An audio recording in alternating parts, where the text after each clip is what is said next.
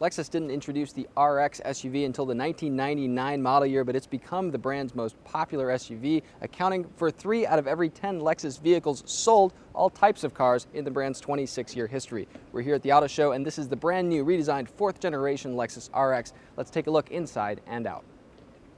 Now, the redesigned RX definitely has a progression on Lexus's current sort of styling trends here. A lot of L-shaped lighting up front. This here at the auto show is an F-Sport version. It's got a very unique grille insert here, which really fuses the upper and kind of lower portions of the RX's grills. A lot of NX styling themes here. The NX is Lexus's smaller SUV. The new RX, still significantly larger than the NX, remains about the same size as the outgoing RX, according to Lexus.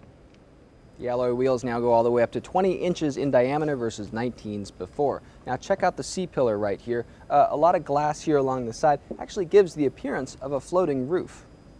A swooping redesign on the inside of the RX features pretty good materials and a lot of interesting, really fascinating design here. Lots of stacking, lots of kind of layering going on.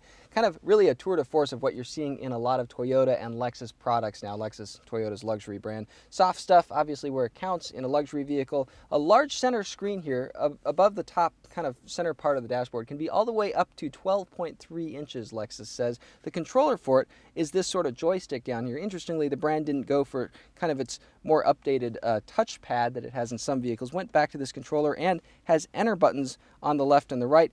Pretty easy setup, I gotta say, compared to what some editors think about that touchpad. Another nice thing, real buttons here for the climate controls. Lexus has gone to capacitive touch buttons in certain areas. Nice to see they didn't go that route for the new RX. Now we're in the back seat, and I'll make a note about that C-pillar here. It looks like it's glass from the outside, obviously not the case from the inside. Still a very versatile rear seat though in the RX. Lexus says it added leg room and knee room. As you can see, there's an absolute ton of it back here. The seat still sits a little bit low to the ground. That was kind of an issue in the last RX. Kind of remains the case today. However, still a very versatile rear seat here. It moves forward and backward quite a bit here, and it folds in a 40-20-40 split, so the center part even comes down here if you got to put through skis or something longer.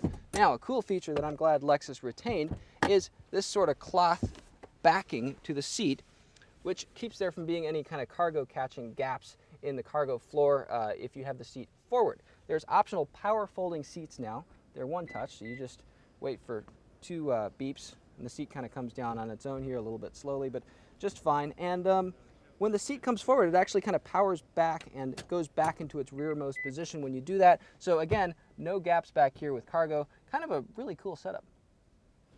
Now, the RX will come as an RX 350 with a 300 horsepower V6, as well as an RX hybrid. There will also be F-Sport, sportier versions of both cars, though we don't know yet when any RX actually goes on sale. So stay tuned to cars.com for all of that, more pricing information when it becomes available, and eventually our driving impressions on this redesign.